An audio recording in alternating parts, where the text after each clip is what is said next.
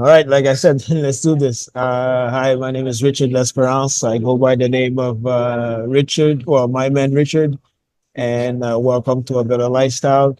So today I have Richard Blank. So I have another Richard. We were joking before about that. So we have two Richards, so King Richard, and uh, he has an inspiring story. So I think you guys are really gonna benefit from that podcast.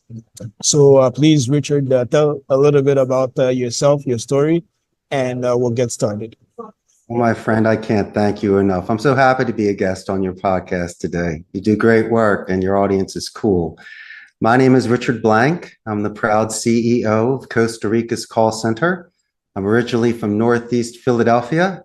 When I graduated the proud Abington High School, I decided to double down on my favorite class, which was Spanish.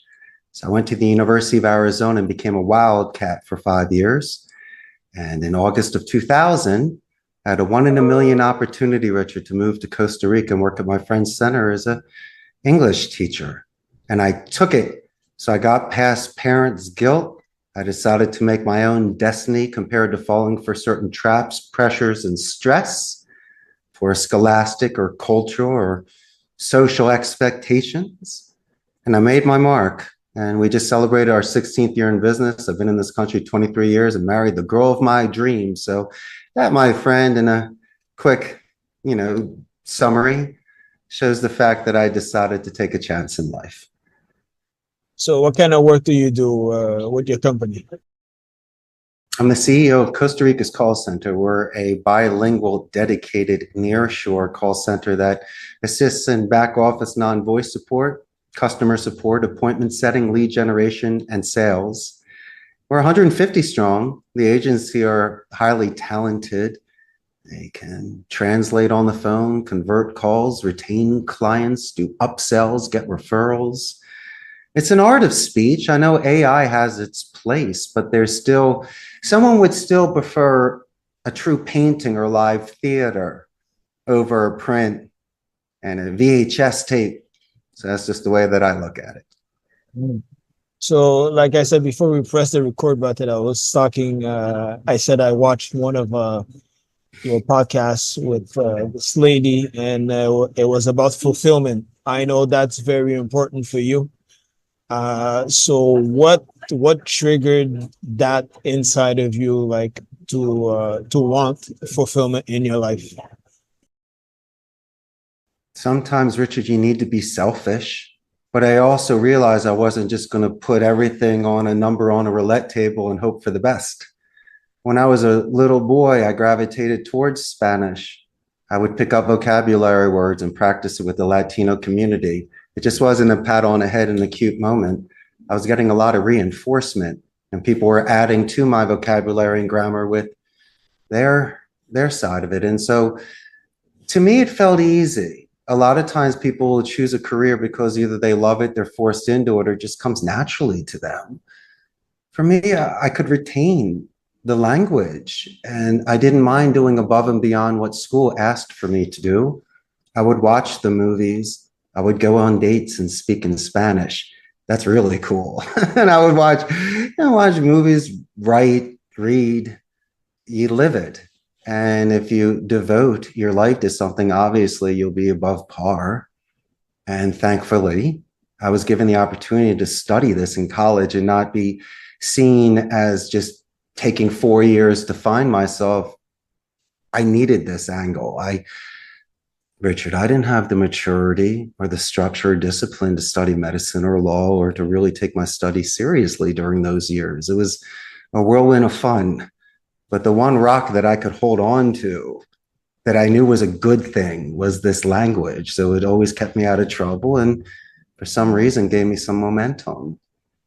But that's the fulfillment, my friend, being true to yourself when you gave yourself your word as a young person. I mean, let's be realistic. Sometimes we all can't go to the moon or play in the professional league of football or basketball. But if you said, hey, I want to learn how to play an instrument or speak a second language or go this one place in the world because I want to put my feet there, you need that, because without certain small fulfillments, it's very difficult to have that sort of self-respect or even self-confidence that you can even do it. And then your car stalls out internally and you have no oil to yourself, no gas. Next thing you know, you're just some burnt out car in a garage that no one even pays attention to anymore. And so it takes some work, my friend. Motivation comes and goes. You just got to make sure that you have a straight line of what you're looking to do and willing to crawl for it. Fortunately for me, this language was building, so I got to see what I was building upon. It just wasn't a wish. And that was able to give me that sort of focus to continue on the certain journey that I was on. Did you have something inside of you, like they always say, to listen to your voice, or something leading you to that place? Don't we all? What was your favorite story growing up? Wasn't it fun to hear about the young guy that leaves the castle and slaves a dragon, saves a princess, comes back with a hero's journey and becomes a prince? My favorite movie was Conan the Barbarian back in the 80s. I mean, I love stories of coming of age, of individuals that were outside of the mold. Not saying the military or corporate structure is not bad, but a lot of these legends are made from the wanderer that comes in, almost like Clint Eastwood in those spaghetti westerners. Sometimes you need that Ajax, that individual that comes into the town to clean things up and put things right. Do they fit into the town? No, because no one had the guts to do it. So of course you don't fit into the town. They needed someone with real lion courage. And for me, I'm not a strong man that likes to walk around town bullying people, but man, I put my chest out, my shoulders back and my chin up, because in life you need to be resilient, and you need to take certain scars and wear those scars with pride. And so a lot of this has to do with philosophy of my life, because I get 100 years of this. And I needed to see if I was capable, if the stars would come aligned, if I could get wind in my sails, just to see. And I can't compare myself to billionaires that made it in a week. My thing was a grind. 16 years to get to where I am today. I wish it happened in a year. But I tell you what, when I'm 99 years old and I got 1 year left, I'm sitting there drinking my pina colada with my wife by my side. Hopefully she's still alive. We're going to talk about the times that Ricardo had some courage and that he was going for it. And because golden jewels lose its luster, and I ain't bringing it with me. But the one thing I will bring with me to this next life is that sort of electromagnetic energy that somehow got me to zig and zag through this crazy life that we all live in, and got me to here. There's no blueprint to this, but sometimes you see the signs, the tell signs. It's either intuition or it's right in front of you. But if you want to play the game, then play the game. Really do it and invest in certain things that you see and do. Because if you half do it, you just will never have enough gas to get to the beach. That's all. You spoke about courage. It's probably going to seem like a weird question, but how does someone uh, get courage, like to do something that they know maybe it's right for them? Like inside, they know it's right for them, but they don't have the courage, like, to take the step to move forward. Don't you wish that you walked across the dance floor and asked the cutest girl in class to dance back in the day? Don't you wish you had that courage? And could you imagine if this individual said yes and then you danced the night away? You hear about those stories, and then you get married and you live happily ever after. How are you going to have this story if it's not even the courage, it's just physics. If you're sitting there, you're just going to collect moss. You'll be 1 in a zillion lucky if someone crosses your path that way. You might need to align yourself with certain sort of, people and energy and just proxemics, timing and luck. I wish you could stand still and press a button and it comes to you like Uber. Or maybe today we're putting on these virtual reality goggles and you can create your world. But the greatest thing ever is to open that door, run outside, climb a tree and play. I mean, there's nothing better than using your 5 senses and living your life. Things that are natural that you don't need technology on. I know that we're doing this right now, but we could also be having the same conversation, Richard, face to face. That's the same thing. But you just can't be afraid. And if you're so concerned about what people think about you, maybe by the 10th person that doesn't like you, it could be you. Or you could be just that crazy genius that just decides to leave the small town, to study the one thing other people didn't study, or decide just to be a long shot.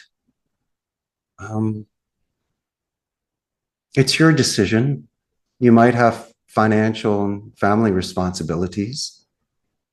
And as I mentioned earlier in the podcast, you sometimes need to be selfish. But how do you know? If your main goal in life, Richard, my friend, is to pay it forward, the greatest thing to do is to make yourself as vulnerable as possible and literally put yourself out there, because you're selfless. You're just giving, like a beautiful tree. It has apples, and I feed families. I've taught English to over 10,000 people. And when I come on these podcasts with you, my man, I'm not selling a book or a seminar. And most people don't like telemarketers, except if you like the movies of The Wolf of Wall Street and Boiler Room and stuff. This was very interesting for me. And at the stage where I'm on the back nine and I'm looking to delegate more, the action is still there, but it's a different action because I'm playing with the house's money. I'm stable. I'm secure. So I can take out whatever that was filling my space and remove that weight and replace it with happy, like jukeboxes, candy machines, and pinball machines. You know, you can sometimes upgrade. You can sometimes cut the fat. And that's part of maturity, my friend, and sometimes impulse control. And I know I answer your questions in a very roundabout way, but it's the only way to chisel away at that insecurities or doubt, or those that the peanut gallery that surrounds you and may love you, but they might be negative Nancy's. Why? Because they've never done it before. They've never been on a roller coaster. They've never been in the ocean, and they've never asked somebody to dance. As much as you love them, respect them, I can't respect your opinion because you've never done it, or at least tried to do it. So maybe water seeks its own level. You find expatriates who are on your podcast, entrepreneurs, business owners, or visionaries. I wish I was all of them or one of them. All I know is I'm Richard Blank, and I decided to do something in my life that, fortunately for me, had wonderful results. So please take away any sort of letters. It's not a CEO or a boss or anything. Once again, I'm going to be gone one day. This isn't going to matter to anybody. But all I know is in this period of time, I was planting seeds and being happy and motivating people and just having a good run in life. That's all I was trying to do, my friend. And that's kind of my way of seeing things. So you're speaking before people have responsibility. So that's one thing too that stops people sometimes from pursuing things. As they get older, they get married, kids, and all that. So all that comes together. So if someone would want to take that step, or they might be in conflict with those things. So what would you say about that? Let's do first downs instead of touchdowns, Richard. My company began by me creating this logo that you see behind me. I did that with clay. I was hanging out one afternoon with my cousin. I just started thinking of what my logo should look like. So I put three of these things on top of each other. The rest is history. Why don't you start there? Or even prior to that, why don't you make your bed that morning?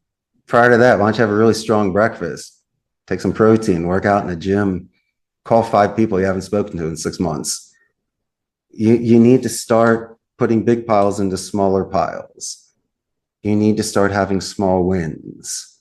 So when you give yourself roots, you have your stability. And with the stability, then you can do the branches for reaching out.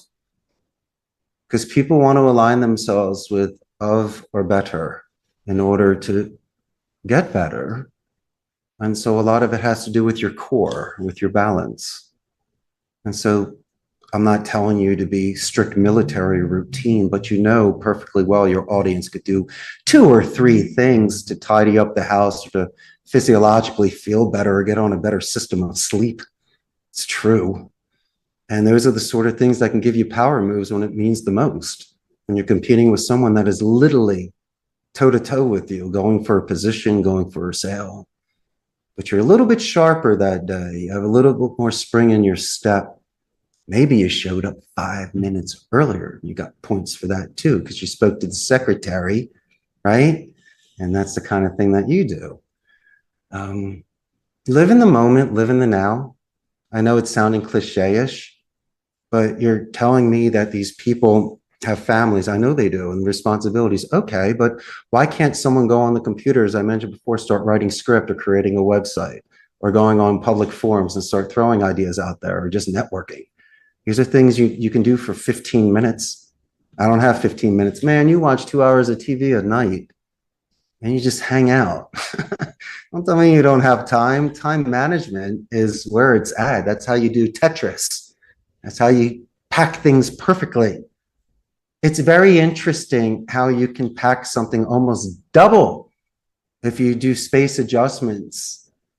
It's the same space, it's the same mass. You're just not putting the things in properly. So there is really a science to this. And people need to slow down and calm down and stop watching so much TV. You are the TV. Create your life. Enjoy yourself. And that's my advice to people that might not have that motivation to start. As I mentioned before, maybe ask your family what they think about your logo. Just for kicks and giggles, you could sit with your 10-year-old and just pretend to be pitching. And then when they ask you the large vocabulary word that you're using, you could open the dictionary, and then little Billy's looking up words that are SAT words. And then all of a sudden, just because they're hanging out with dad or mom, learning about this business, don't be surprised if this 10-year-old gives you some sort of feedback. That's the $1 million idea. I mean, look at the Life commercials. Mikey liked it. You just saw a kid munching away at the cereals in the 70s. That kid was a cult classic. Don't be surprised to get that sort of feedback, that sort of vision, that sort of innocence and fantasy, imagination, support. I would be asking my children their thoughts constantly. A lot of millionaires ask their kids what the latest trend is today, and then they buy stock in those companies. And so maybe incorporate those that love you the most, and they might give you the most support. So then everyone's selling lemonade and you're having a great day on a Saturday. You never know, my friend. It's a great way for bonding, maturity. And when you start giving responsibilities to your children to do certain things, where it's not someone down the street that could yell at you or talk smack, it's within the family, you start seeing these growth patterns of the children, and then they might even get paid for it. So it's not just allowance or them asking for money, they start contributing. So I've seen families that pitch in, and they're the ones that have the greatest foundation. And so my suggestion for you and your amazing audience is to incorporate the people around you in your ideas, and it will assist. So what lessons have you learned along the way in the journey? I got disappointed more than I was angry, because sometimes it's right bus, right seat. There were individuals that I moved to other positions that were just not the correct position for them.